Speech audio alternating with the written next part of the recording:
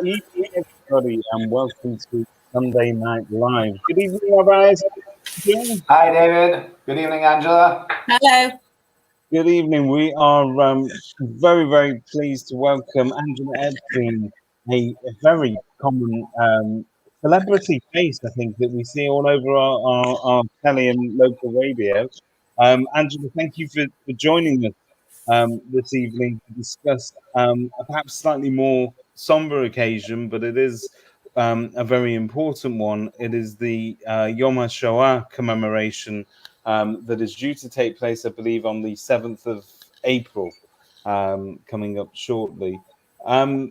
For those people that don't know, Yom Hashoah and sort of Holocaust Remembrance Day take place at different times of the year for different reasons. But the Yom Hashoah that we sort of choose to commemorate on the 7th of April, that's in line with the Israeli date at which it's commemorated, which I believe is the 27th of Nisan, Rabbi, if that corresponds correctly. Almost. I mean, it corresponds with that. I think the 7th of April is a couple of days before that. It's the 25th of Nisan. I have it here. Yom Hashoah. Oh, so there's a Wednesday night. Are they making it the Wednesday night? I think it is. Yes. Yeah. So Yom Hashoah this year is going to be one day early on the 26th, as opposed to the 27th of Nisan, because the 27th of Nisan is actually a Friday. So whenever you have days like this, like Yom Ha'atzmaut or Yom HaZikaron coming out Friday Shabbos, they don't want people to desecrate Shabbos for that, so they move it back slightly. But you were right with the 27th. It's just this year it's been pushed back slightly. So obviously it follows very, very shortly after Pesach. And in this year also, you've obviously had this is for Angela probably to answer on behalf of the Yom Hashoah committee. I think you've had a number of challenges this year facing what you're going to be doing and how you're going to be doing it. So tell us what's different about this year.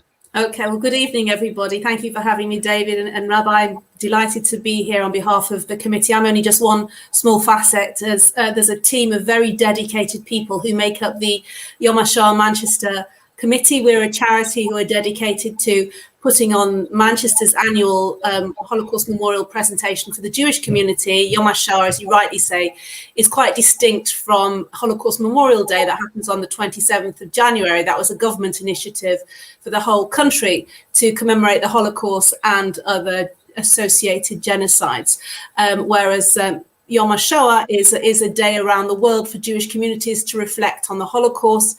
It was started by the Israeli government in the 1950s, and the date marks the start of the Warsaw Ghetto uprising. So obviously Israel chose a date where we were seen to be doing something to fight back, despite the monstrous onslaught of the Nazis and their genocidal program.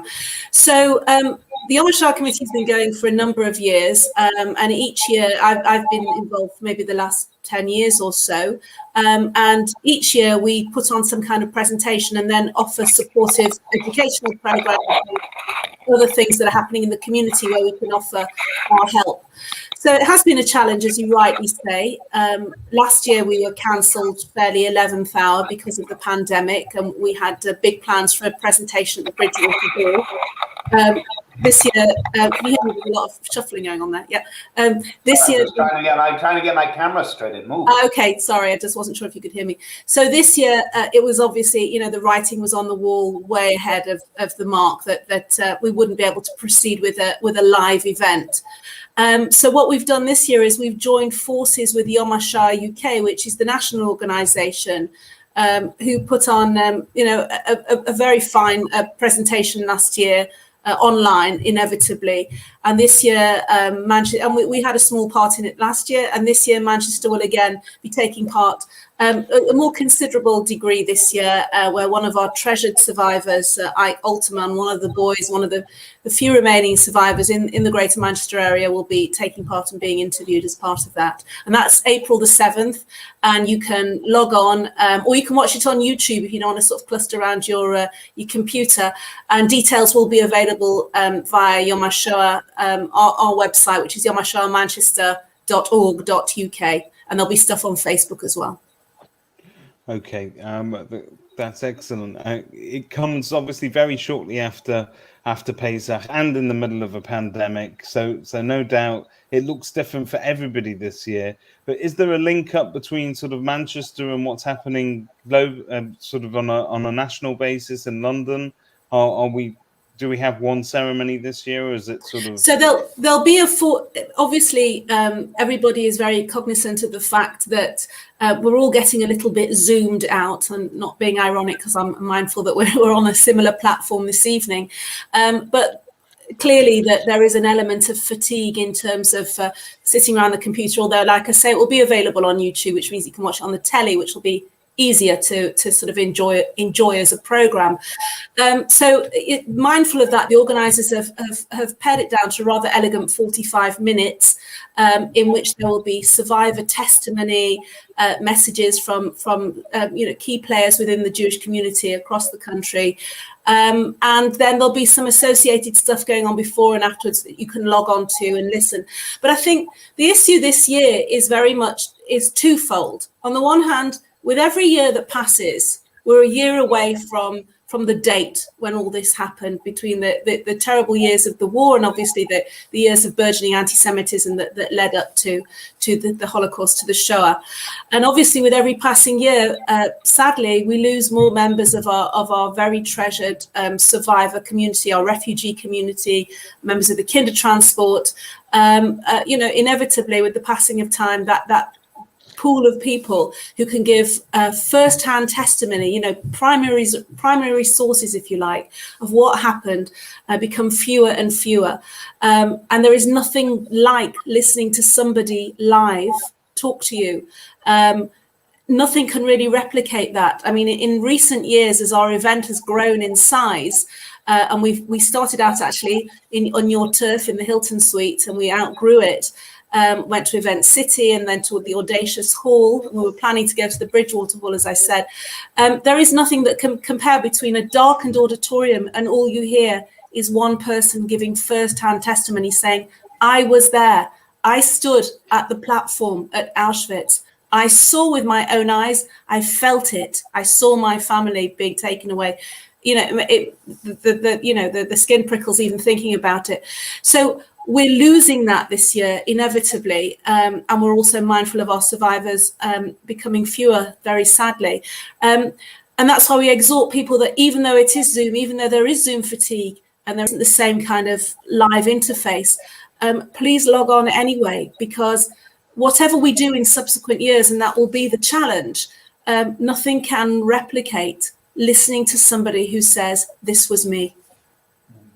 Can I actually add to that? I've been coming now to the Yom Hashoah program for quite a few years as well. And I must say that looking back over the last 10 years as the rabbi in this community, the most meaningful programs have always been not the ones where you focused on a topic. So I remember there were years that you focused on people that ran the ghettos or that hit people, et cetera, et cetera. But at one point or another, I remember we had the last 2 or 3 years, we had different people that got up and that gave their own personal testimony. And I remember every time, even though everybody asked, please do not clap, we're trying to keep the decorum of the ceremony. At the end of every single time that one of these survivors spoke, they got a standing ovation. There was no holding back anybody, because it's just. Well, this is true. This is true. And the thing is, I mean, I can't speak for what went before. I mean, I do have a long history with Yom Hashoah because my late mum used to work for the Jewish Representative Council, Betty Epstein. So as a young child, I used to get taken along because she would be doing the tickets on the doors, and it used to be at the CIS in town. And it had a few wilderness years when it was difficult and various different people were organising it. And it's always a challenge. I don't say that to denigrate anybody that went before. I recognise the difficulty of getting people to engage.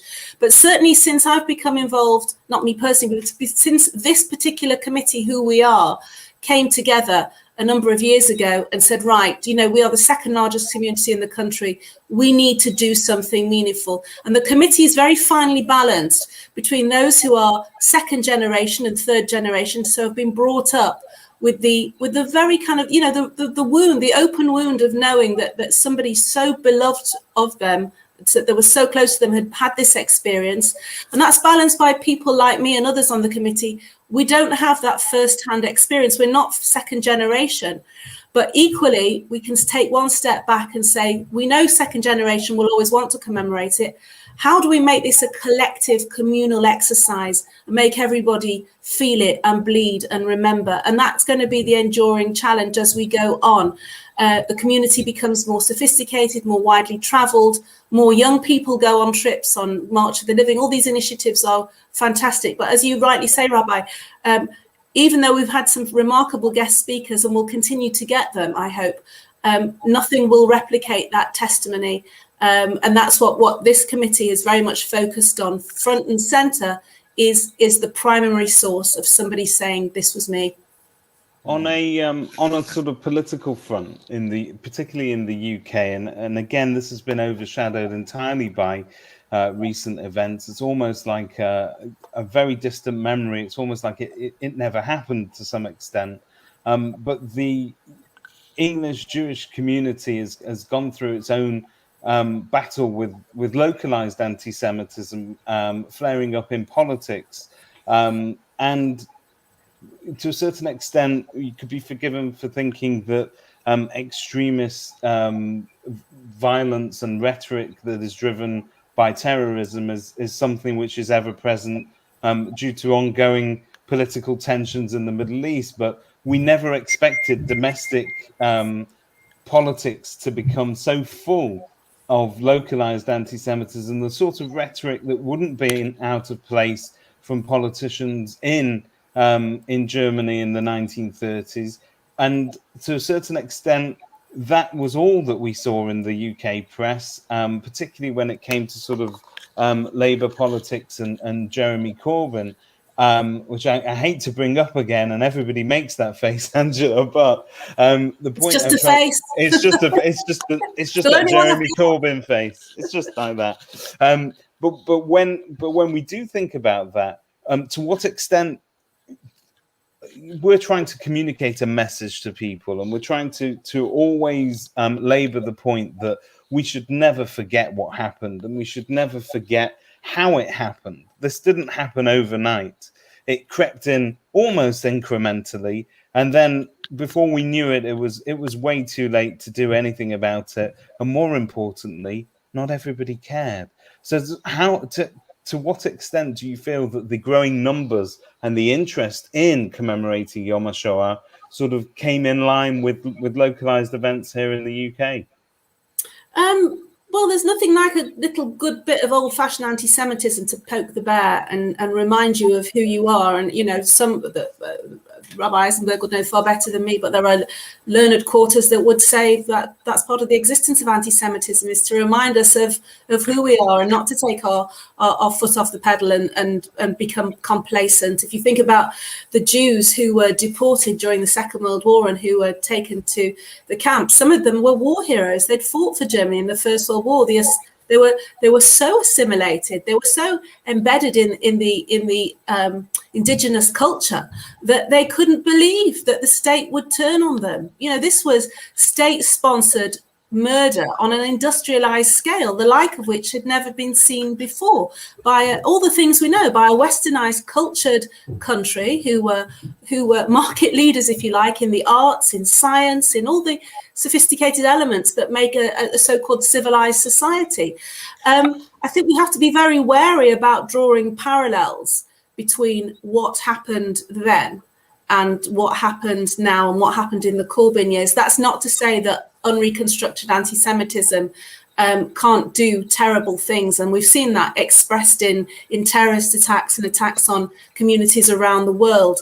I think there is a uniqueness and a singularity of the Holocaust that we have to focus and keep in mind.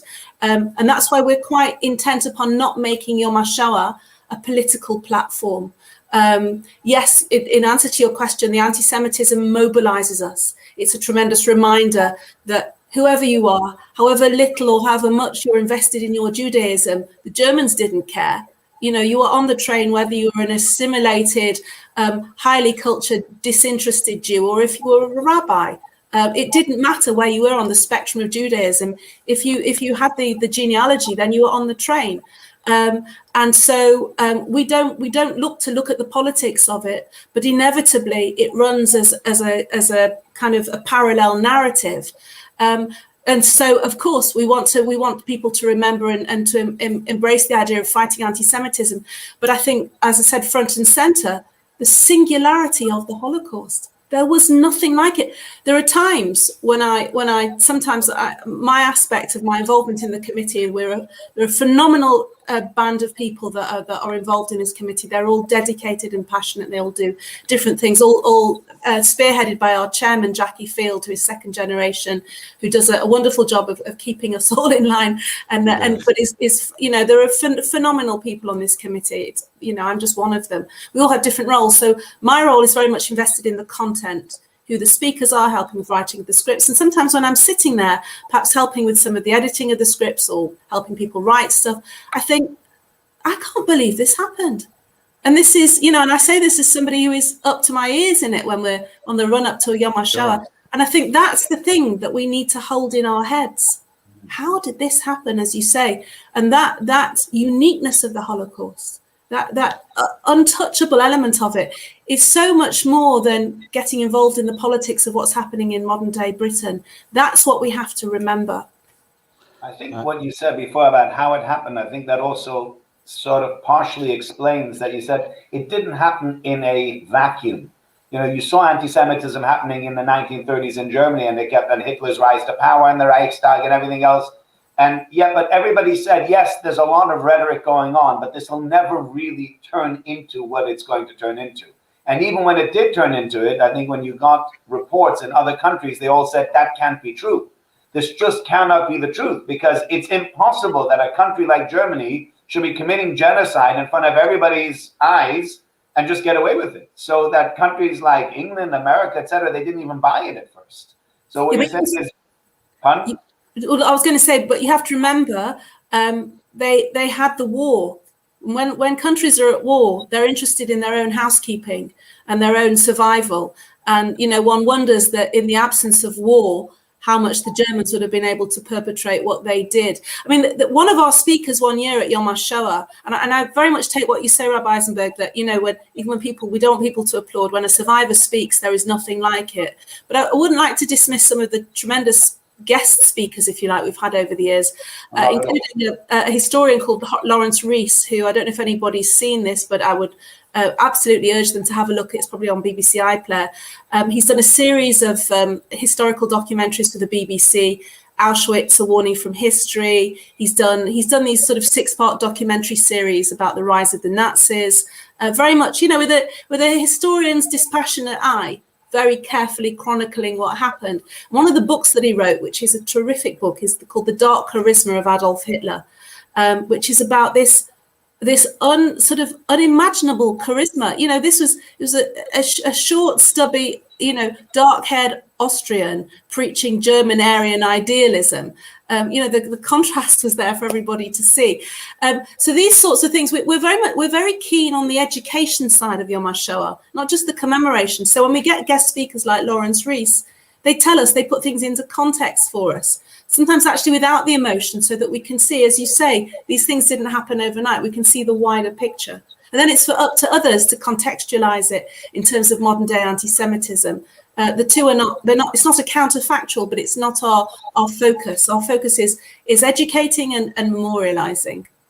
We're going to come back to that in just a second. We've got some comments coming in here from our regulars. Sharon Hood, good evening, Sharon. How you doing? The usual. The event is always dignified and appropriate and very professional. I think we could all echo that. Clive Moss Barkley is talking about the importance of having such an event and returning to it. It's very important to return to having a high-profile event in Manchester to which local non-Jewish dignitaries and community leaders can experience the impact of what can happen when society ignores the danger of anti-Semitism. And obviously, although it was quite singular, and there will be a big effort to sort of keep it in its own focus, it does have lessons that communal leaders all over the world can learn from and perhaps adapt their policies accordingly.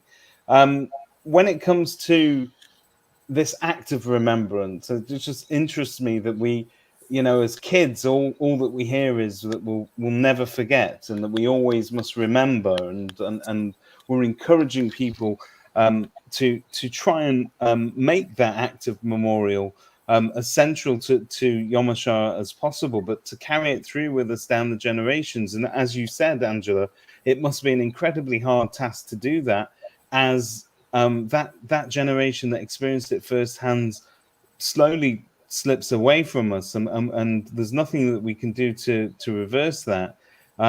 We all shudder to think of what's going to be in sort of 20 or 30 years time, when we're trying to relay an event to a new generation of children who live in a modern digital world, fully in color, and that they see these events of the 1940s in sketchy black and white. It's very hard for them to relate directly to it.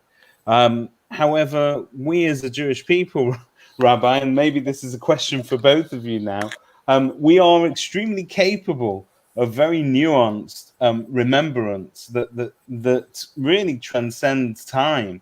When you look at the celebration we're about to have at the end of this week, the beginning of next week, of Pesach, it's very much a positive commandment and a lesson to anybody in ritualized remembrance. We have turned the act of remembering a story that happened at some very distant and even more unrelatable period of history to most people, but we've turned that into an event that all Jews, whether they're Reform or Orthodox, however from you are, everybody has a Seder of some sort. It's one of those commonalities. We've all had chicken soup and we all have Seders. But that Seder, you have a Haggadah, you have a guide that teaches you exactly what you should be saying, and more importantly, it's full of symbolism. We have foods that symbolize the different feelings that we have. We have different songs. We have different liturgy that comes into this event. When I get to thinking about it, we can absolutely make it our business to ensure that people remember. Yes and no. So that I would agree with you fully on what you said, but I think there's another point to it about Pesach which needs to be kept in mind, and that's the following. The story of the Exodus is not something that's remembered only on Pesach. It is actually something that has its greatest memorial on Pesach, but has a daily memorial as well. So every day, twice a day, we say Shema. The third paragraph of the Shema reminds us of coming out of Egypt. The final blessing after the Shema, before Shemona Esrei, speaks about our redemption from Egypt.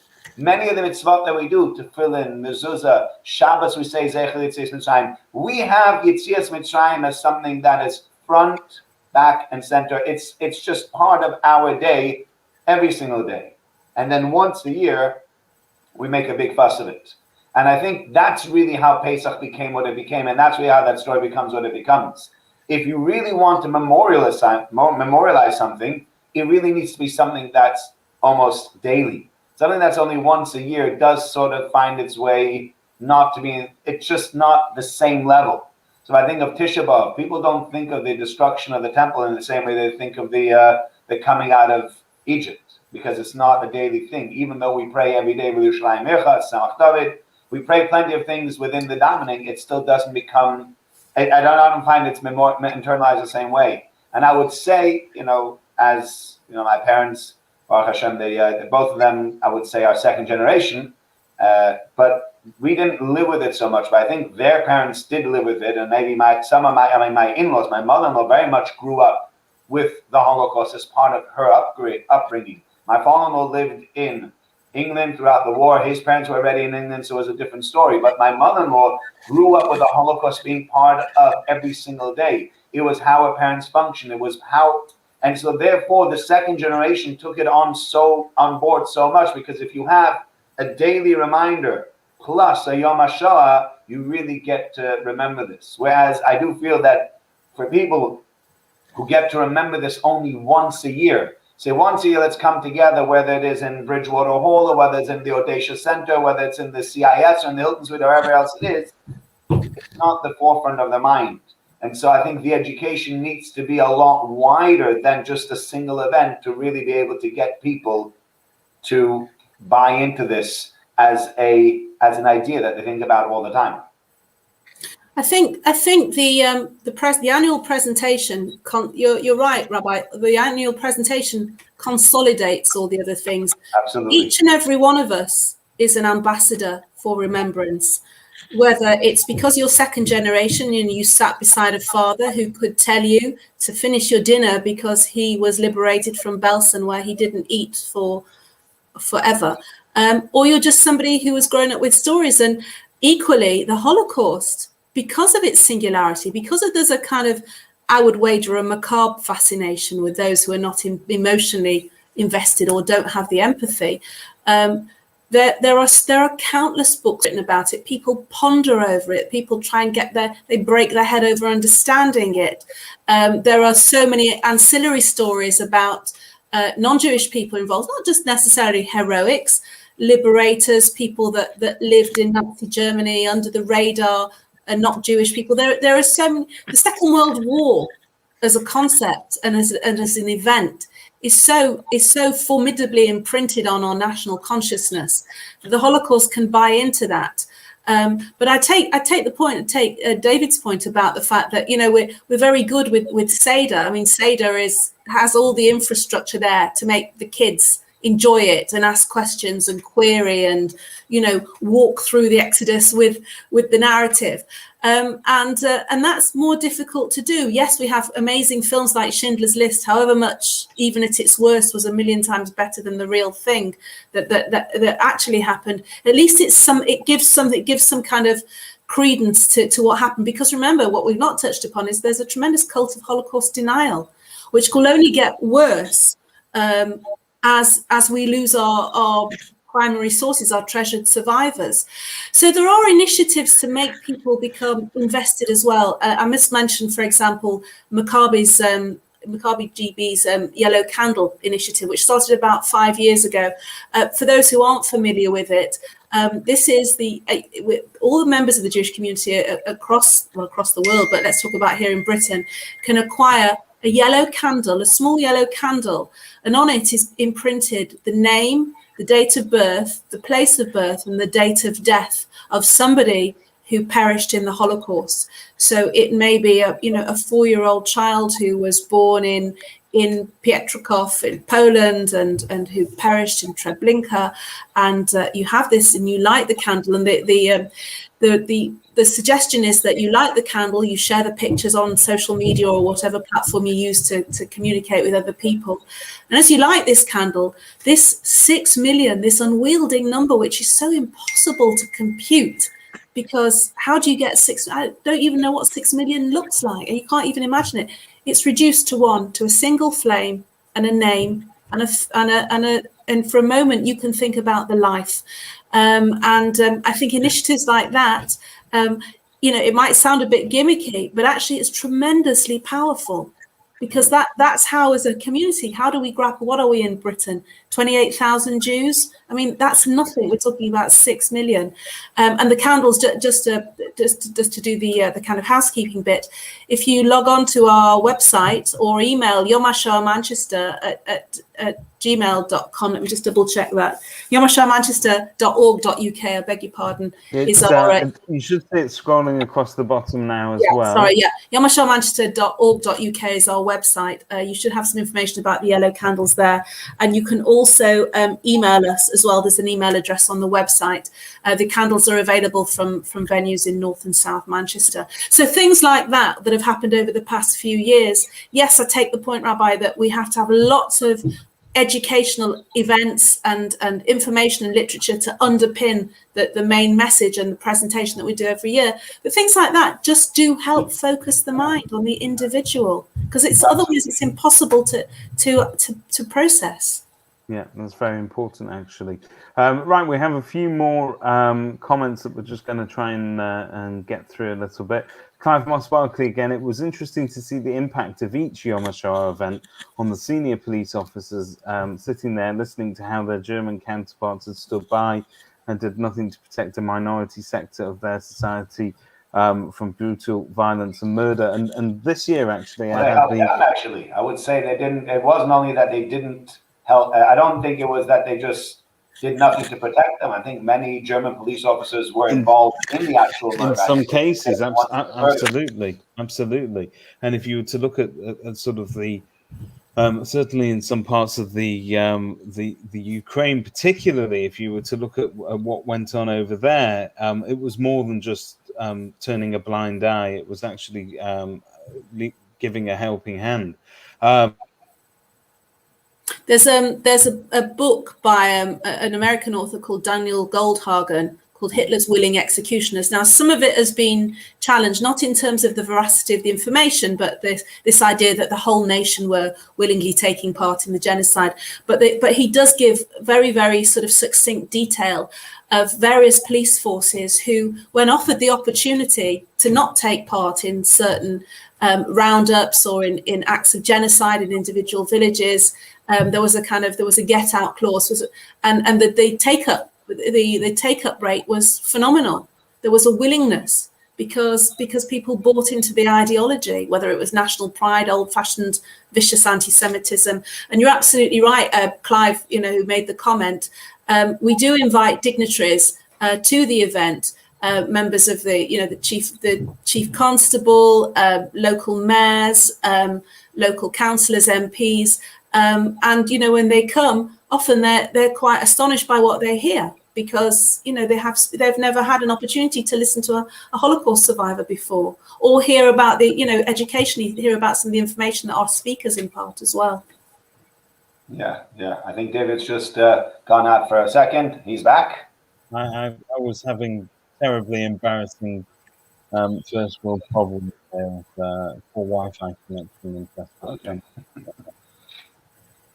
Right, so I don't know what I missed, but you just missed a little bit on the fact that we had invited also the police officers, and they're able to see the first hand of what it meant to go. And I'll be honest with you, I managed to I had the honor of sitting in on this year's commemoration by GMP of the Holocaust. I think it was arranged by a local a very familiar face actually within the community, but a local police officer that's Jewish, Mr. Rothstein, who kindly invited me along to help out. And it was very clear from the people that spoke there that they were absolutely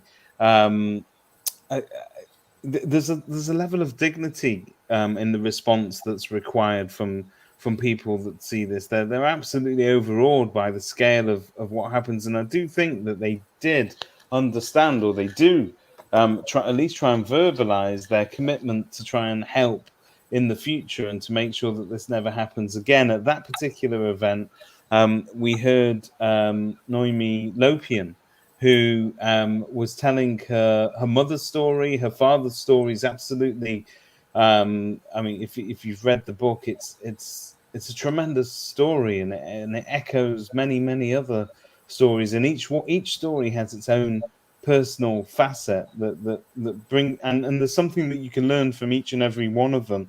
And I think it's so important to make sure that those stories are told, and that they're heard, and as Clive says, heard by the right people as well. Because sometimes preaching to the choir ain't going to get you anywhere, and you need to send that message further. Lorraine Burns is with us this evening. Good evening, Lorraine. My mum and dad started many years ago with the pledge. This was instigated to show the importance of the Holocaust and for the young to tell the stories and the horrors of the Holocaust. I've grown up with a huge understanding of this from a young age, and I've passed it down to my son. We must never forget.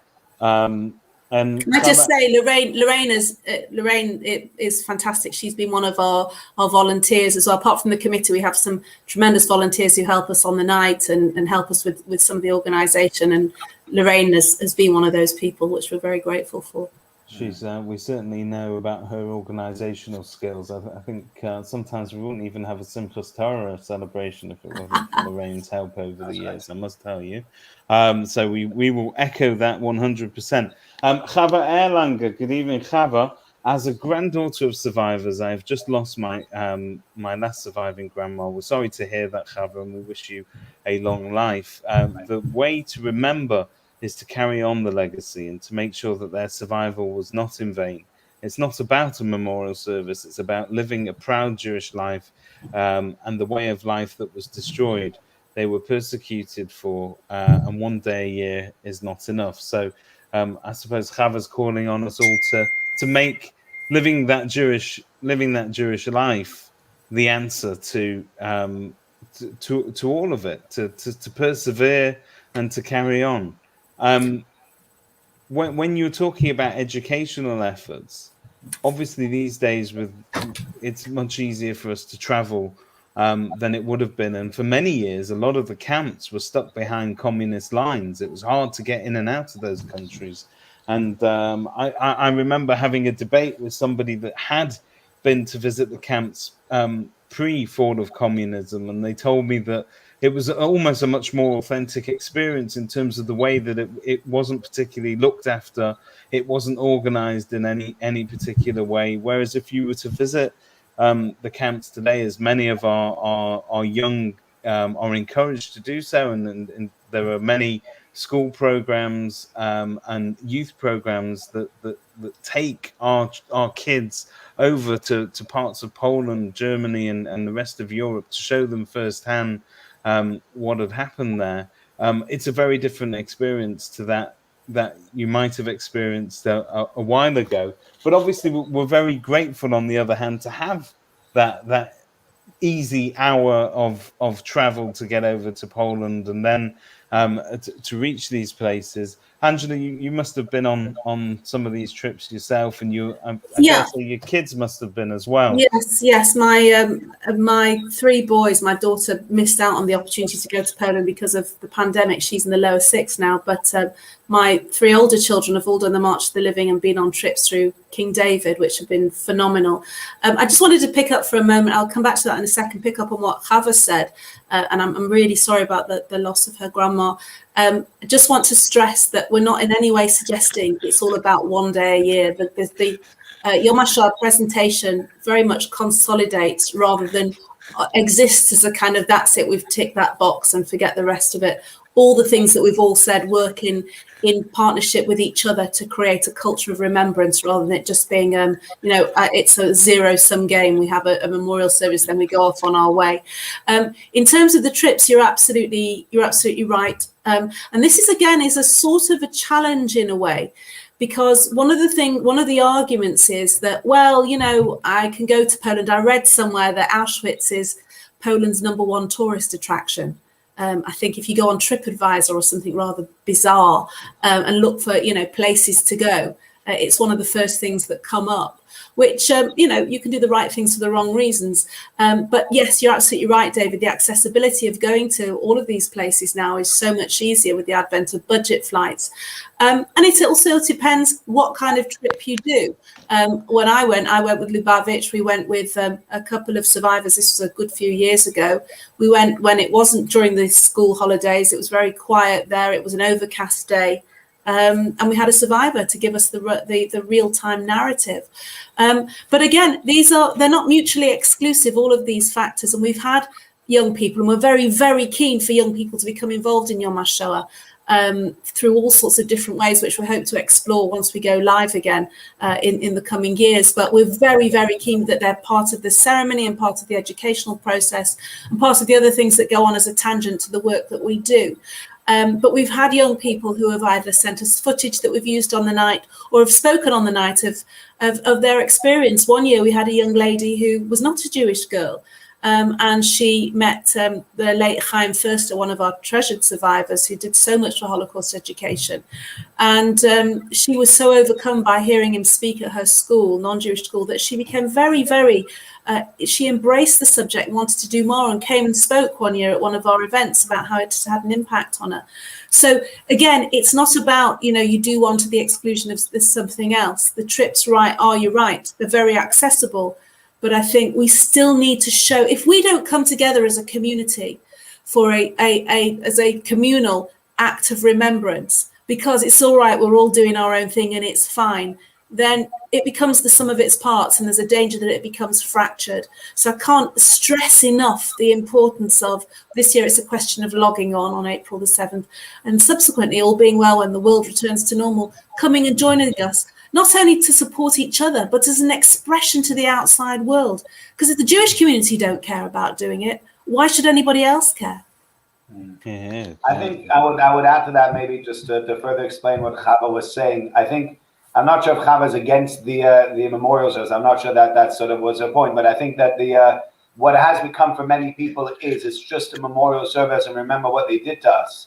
And what Chava is trying to say is, but why did they do it to us? Why were we singled out? Why did Germany want to kill us? If not for the fact that we were Jews, and as Jews we represent something, and we've given the world something that Germany was really unhappy about. And Hitler himself writes in Mein Kampf that the Jews have inflicted a wound on the body and a wound on the soul of the world. A wound on the body as in circumcision, and a wound on the soul as in giving people a conscience.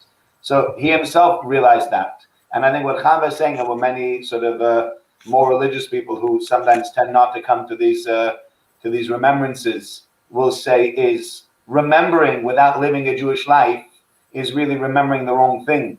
Live the Jewish life and then remember. But just to remember and not to live the Jewish life. So then after a few years, people will say, well, what am I remembering? And why am I remembering? What's the point of all this remembering? Because for me, they tried to kill us, so it's a terrible thing, but I'm not even sure why they tried to kill us. And it's almost meaningless. But there is a difficulty in that, and you're absolutely right, and I agree with you, and I agree with Chava on that point. They're not mutually exclusive. They're not mutually exclusive by any means. And the problem is that we have, and it's a difficult one as Jewish people.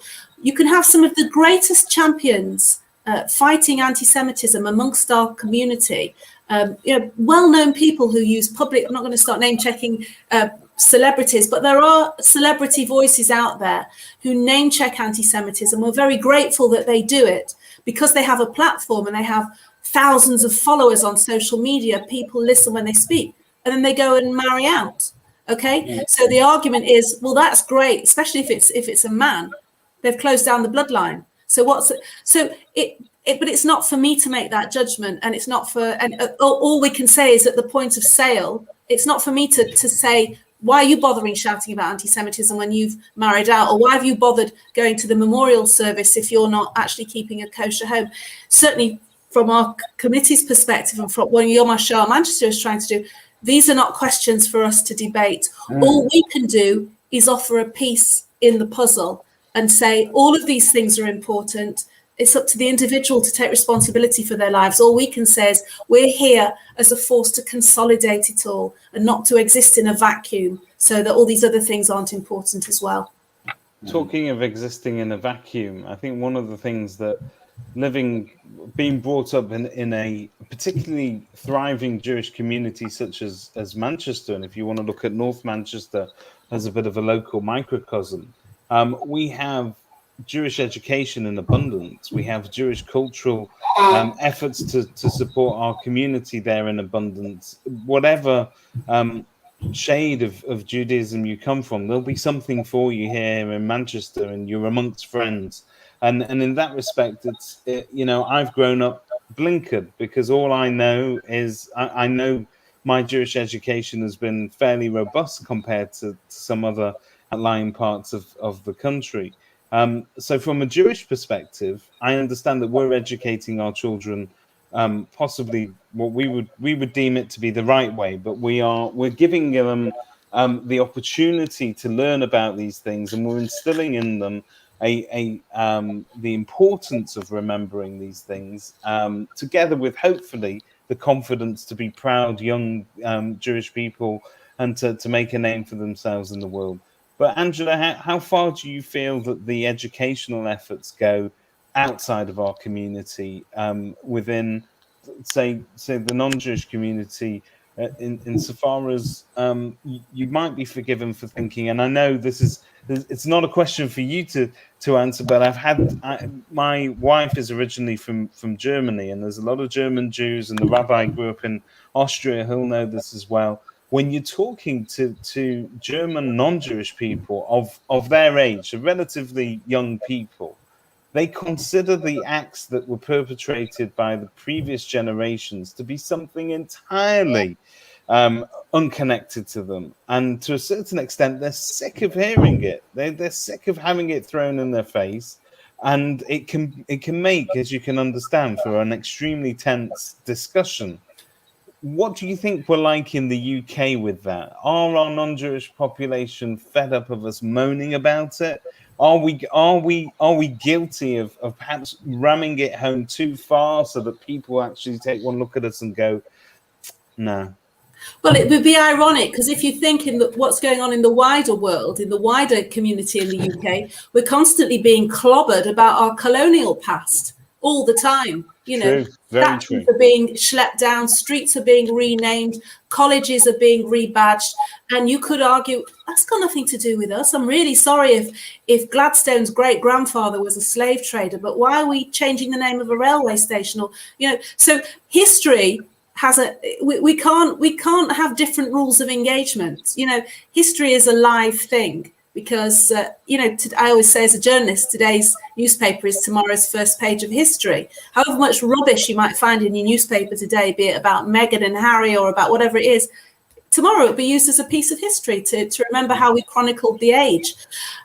So in terms of how education goes, look, the Holocaust educators that we have in this country are indefatigable survivors who, are now, many are with respect to great age and some have disproportionate energy considering what they do, have been absolutely integral to promoting the message for all the things that I've already said.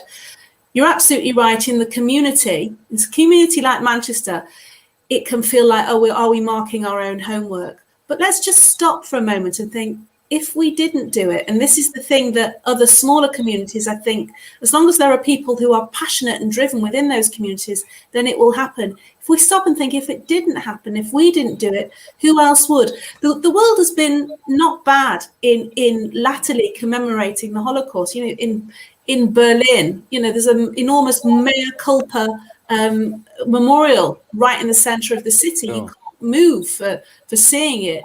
The British government has introduced a Holocaust Memorial Day, and for another conversation debating whether that should include things like Rwanda and Darfur and other genocides, which were all monstrous, but were very different for the things that motivated the Holocaust.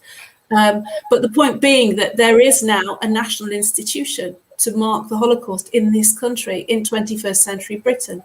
We're going to have a Holocaust museum, a memorial, an educational resource, hopefully in the grounds of the Houses of Parliament. That's still being debated about where and how it's going to be built. But the fact is that that's been rubber stamped. But that's why I come back to my original point. Tell your children, tell your friends, speak to colleagues at work, make it a living thing. It's on the syllabus. It's always a joke. My kids have all done history O-level and, showing my age. It's history GCSE and A-level in this house. I'm sure lots of people watching have. It's always Hitler and Henry VIII. It's the same old. Henry VIII was 400 years ago, and we're still talking about him. So we can make it happen, and we can make it count. But we've all got to be those battens of remembrance. It's all our individual responsibility to do that. It's not just about having an annual event. We've got some other comments here from Michael Laurie. Good evening, Michael. Michael grew up in South Africa, where Yom Hashoah was a day where the entire community, in all its diversity, could come together, irrespective of religious level. When Michael came to the UK, he was surprised at how different this was and thought it was sad, given that all the Jews were bundled together in the Shoah. Surely we could come together for this one event as a counter response. And I suppose Michael is touching very briefly on what you picked up on, Rabbi, earlier when you said that typically, and given our most recent week's conversation, it's horrible to be talking in typical terms, but typically the more religious side of our community have not come out in force to commemorate Yom HaShoah in the same way. Given that the Orthodox community suffered almost, I'd like to say disproportionately, but it's not. It was just the vast numbers of them that perished in the Holocaust. You would think that somehow that would have more resonance for them. So how do you feel about this, Rabbi? Okay, so the ultra I know it's a orthodox complex response. question. No, it's not what's good. I understand it's a complex question, but there is actually an answer to it, and the answer to it is as follows. And it's a few parts, and again, there'll be people here that will agree, and the people that won't agree, and that's, I think, having discussed it for the past couple of weeks, we have to realize that if you agree with it, great. If you don't agree with it, that's also fine. But then let the other people do whatever they want to do. I think that was one of the things that we discussed a couple of weeks ago, that everybody should be able to have their way of commemorating. So amongst the ultra Orthodox, there are a few points to be kept in mind. Number one, that we already have a memorial day for all tragedies that happened to the Jewish people, which is Tisha B'Av. And therefore, whilst Tisha B'Av is not that widely kept in the wider circles, it is something that is very, very strongly kept within the more religious circles. I remember I had a chavrusa that I learned with in Whitefield, who said to me at one point, he goes, this whole 3-week, 9-day thing, that's a rather new thing. When I was growing up, they never did that kind of thing. It just didn't exist. And I said, look, I don't mean to be rude or anything, but I don't think you grew up that religious that your upbringing could be the yardstick by which we have to measure what is or what isn't considered so new. I've had a lot of people say to me, Rabbi, I've never heard of this before. I said, I can't help you. I'll show you black on white in Shulchan Aruch. Here it is. Okay, so that's the first thing to say, that the Jewish day of mourning has always been Tisha B'Av, and many people feel that should remain the day of mourning, and that all tragedies that we have trace their way back to Tisha B'Av. That's really the root of everything, and so therefore they use that as the day to commemorate the Holocaust. We have special keynote that are set for the Holocaust, one written by the Baba Rebbe, one written by Rav Shimon Schwab. And our shul, we say that keynote, we always speak about the Holocaust as part of Tisha B'Av. And I would even go as far as to say that my bet is that the people that observe Tisha B'Av properly will be the ones that in a few hundred years will still remember the Holocaust more than almost anybody else. That's the first thing that I would say. The second part really has to do with a difference in opinion and attitude, I think, between the UK and Israel, and in how Yom Hashoah was actually formed. You mentioned it previously, and in this country they don't really discuss it as such, but if you go to Israel, you'll find that Yom Hashoah is actually referred to as Yom Hashoah v'Hagvura. In Israel, it's actually the day of the remembrance of the Shoah, but also the remembrance of the strength and of the resistance. And the day of Yom Hashoah is actually set at the day, as you mentioned, the day of the Holocaust, of the Warsaw Ghetto Uprising. Now, the day for Holocaust Memorial Day is set in January because that's when they liberated Auschwitz. And so for them, that was a very beautiful day to remember the Holocaust Memorial.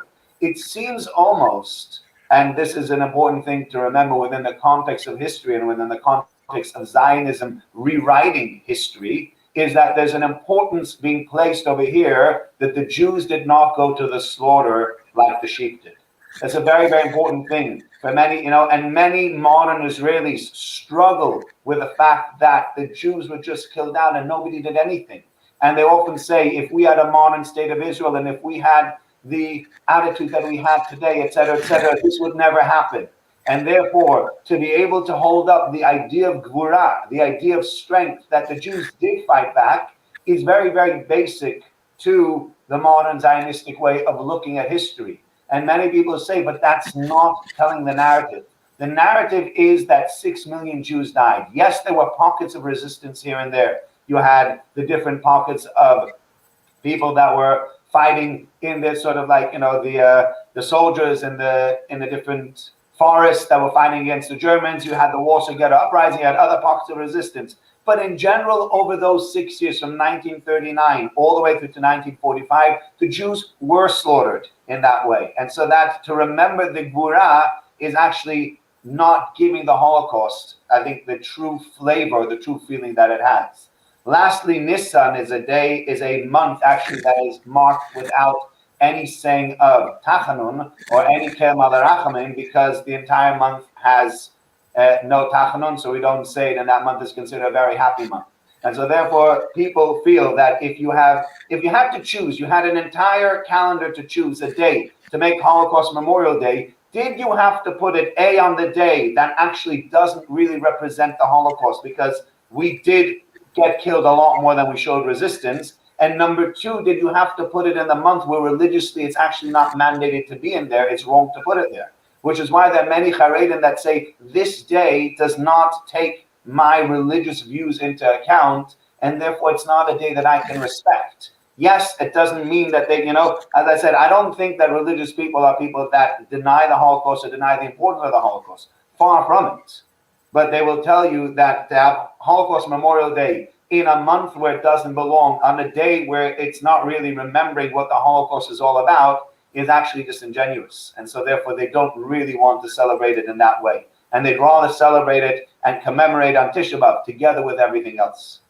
But given all of that, I mean, thank you for that tremendously complex. It's a complex. It's a complex response to a complex question, and it's complex for two reasons. It's a difficult subject matter. It's a tremendously difficult and emotional subject matter, and when people talk about the bravery shown in the Holocaust and whether there was Gevurah and on all of this stuff, and the whole question of people and using that analogy of lambs to the slaughter, it's a horrible imagery, but it's something that you hear time and time again. But it's something that it's almost like it's one of those hand grenades that once you've chucked it goes off. It causes an awful lot of mess, and we can never put those arguments back together again, and people will never see sort of eye to eye on that. So taking Michael's view of it, where we put aside all of our differences and sort of simplify it, because it becomes that important that we all put our principles to one side and we say we're going to get behind this. To me, it would be my wish, and again, it's just a personal wish. It doesn't represent the wishes of the Christchurch Hebrew congregation in any way.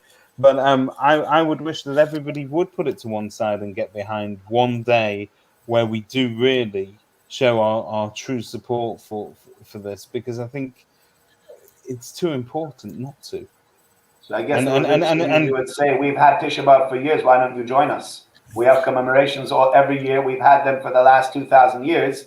You can join us in our commemoration, because our commemoration has been around for a long time. I understand that. You're very welcome to make something special on that day. But I think sort of to say, for me to put halacha to the side, because you feel very strongly about this, and that's the day that the state of Israel has come out with and chosen, is not really the way to do it. If you want to do it, we've had this for many, many years. Come on board with our commemorations. Make your commemoration on Tisha B'Av, and let everybody understand Tisha B'Av and the complexity of it, rather than sort of choosing it on the day where it really flies in the face of everything that people believe in. Listen, I fully respect your point of view and the point of view of a tremendous number of Haredi Jews out there who will feel the same way. I think what I feel from my point of things, that I think it's important enough to have a day of its own. Angela, where are you on this? It's always the 4 Jews, 5 opinions. Here we go. It's absolutely. I mean, look, there are more people who won't fast on Tisha B'Av than will, not because it's obviously halacha aces it all. That's the halacha. What you choose to do with it is entirely up to you. But the halacha is there, and you can't argue with halacha, or whether it's minhag, whatever it is. The fact is, it's a fast day to commemorate all the various tribulations, not least the Holocaust, that have been wrought upon the Jewish people. But this International Day of Reflection exists for communities around the world.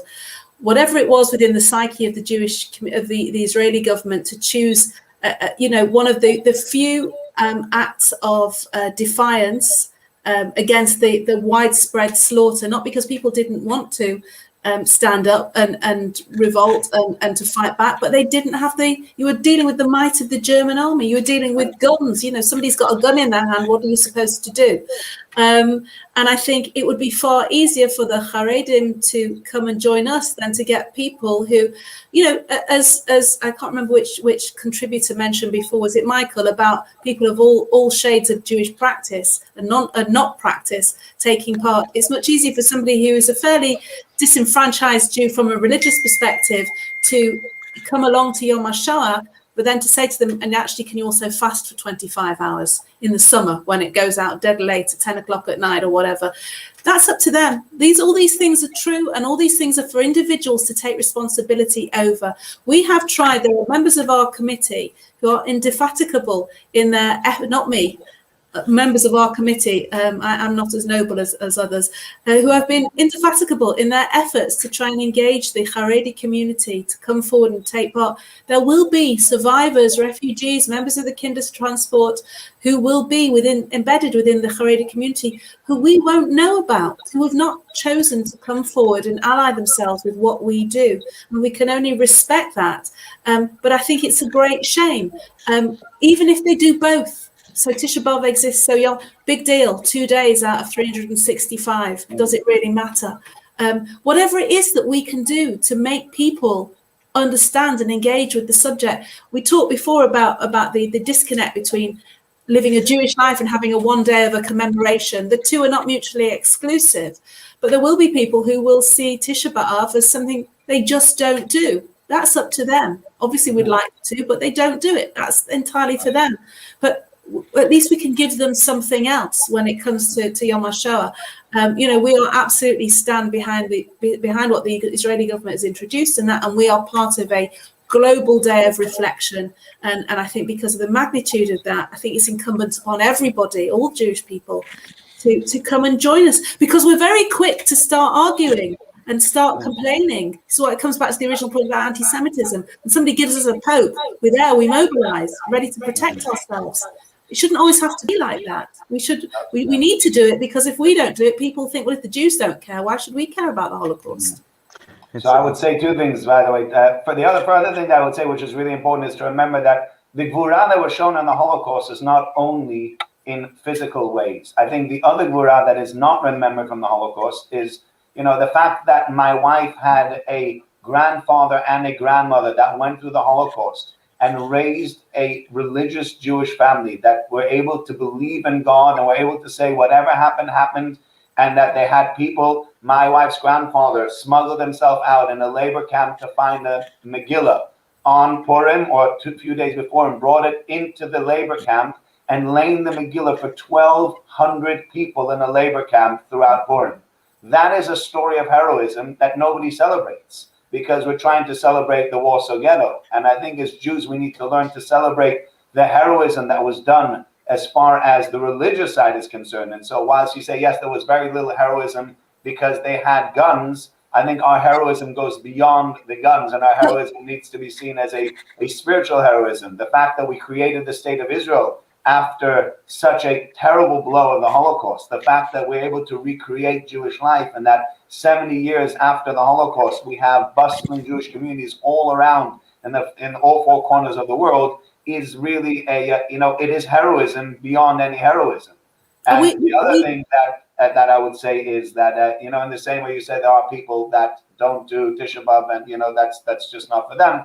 I think the other side needs to see there are certain people that don't do Yom Hashoah because they don't see eye to eye with that, and it's just not for them.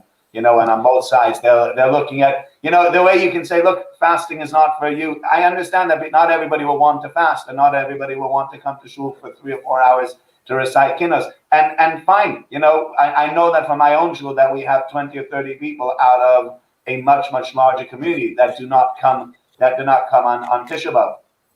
But we could still, bringing the two together, you didn't have to fast in order to commemorate Tisha B'Av. It would make it better, but even if you made a Holocaust commemoration on Tisha B'Av, that would still go a far way. And I know in many Haredi communities, they have had Holocaust survivors speaking on Tisha B'Av to the communities, so that they also have that Holocaust remembrance, and they also have that first generation account being given over to them just on the day that they see the most fit for it. And lastly, what I would say, as far as that, is that within the Holocaust memorial that is created, it's not really geared towards Haredim.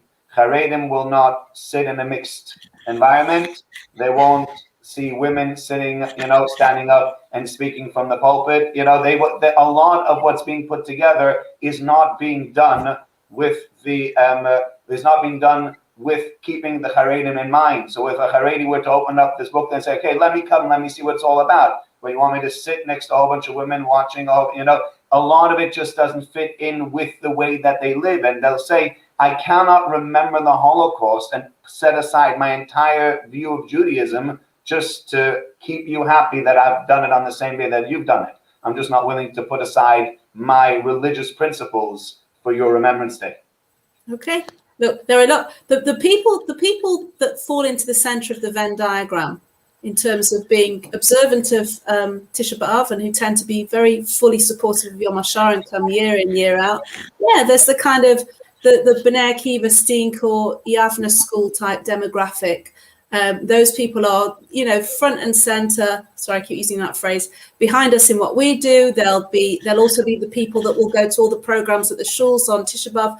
I don't stand in judgment of whatever anybody wants to do. I can't sit here as the arbiter of what's right and what's wrong. All I would say is, we have enough people on the outside who are ready to clobber us for who we are and what we do. It's a pity that from the inside we can't find a way to come together and to try and engage. And I think if it was simply a matter of accommodating the way people could sit and where they could sit and things, these kind of things could be addressed. It's more about a willingness of the heart to be open to and engage that the wider community are doing, because those are just pragmatic issues.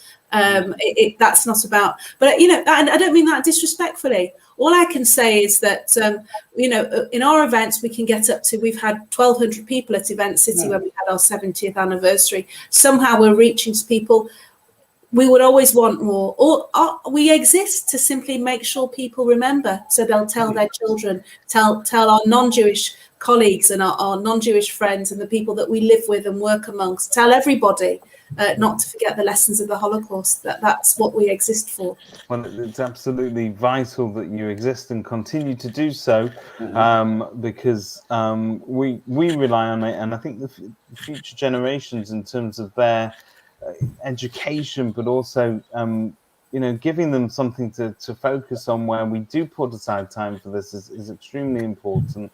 The comments are on fire, and I'm not even going to begin at this late stage to address them, but you have all sorts of discussions. We clearly touched on an area of the Holocaust, if you like, in terms of different points of view that's extremely emotive, and everybody, and I suppose that's the point, it all becomes rather personal. We can all form a view of it, but we're all, to a certain extent, incapable of imagining for a second the true horror of living through that, and the effects that it would have had on the survivors that went through that firsthand, and the millions of people that perished, that were no longer able to take testimony from.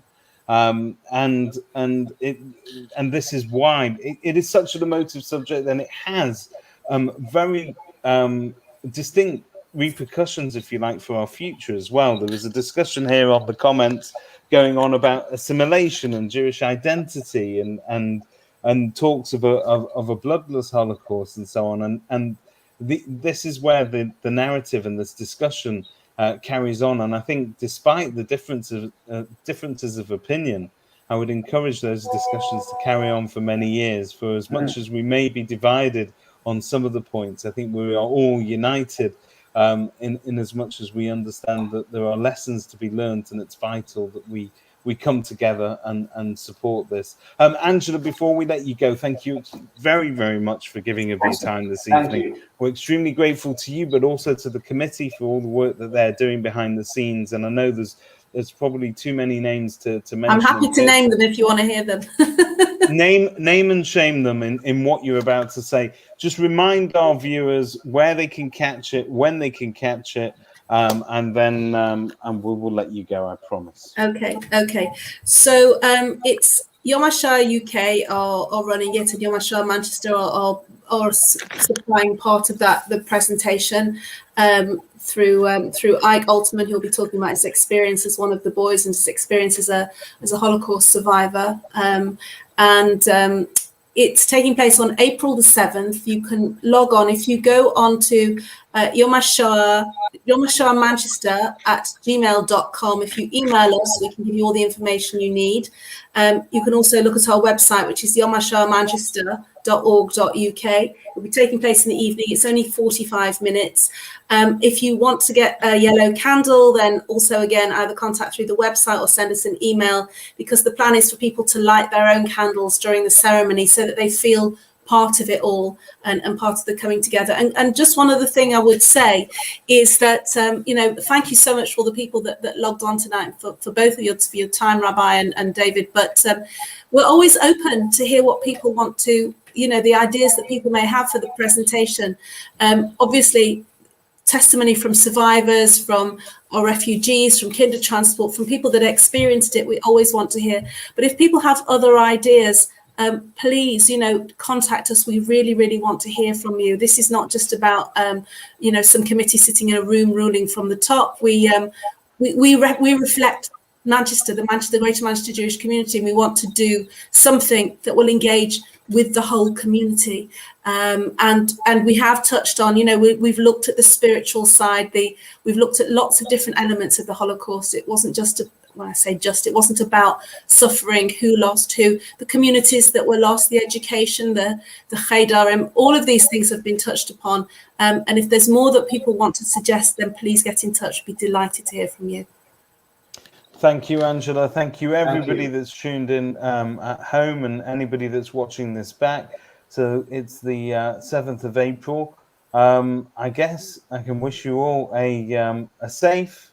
I think that we wish everybody a safe everything these days, but we wish you safe, a happy and healthy and kosher Pesach to everybody watching. Hope it all goes well. I know this is going to be yet another Seder that it's going to be very different, but it's nothing by comparison to some of the Sedorim that took place between 1939 and 1945 and continued to do so. So we can all, whilst we're all huffing and puffing about not being able to see people that live around the corner to us that are perfectly well and happy, we can also now take to look at this in the context of the wider picture, and it really does put all of our troubles into context. So thank you everybody for tuning in. Just a reminder, next week and the week after, no Sunday Night Live. It's Yom Tov. Please come back in 3 weeks' time. Fantastic! I get a couple of weeks off at last. Yeah, how about that? Hey. Somebody, I was in a shop yesterday. Somebody said to me, it was Motzei Shabbos, and I'm buying something. They said, "So, how was your weekend? Were you working today?" And I'm like, "Yeah, I guess I was." Doesn't sound right, but that's what it is. So Rabbonim never get a day off. That's the way it is. Angela, thank you very much, and have a good Yom Tov, everybody. Take care. Good Yom Tov, everybody. Bye bye.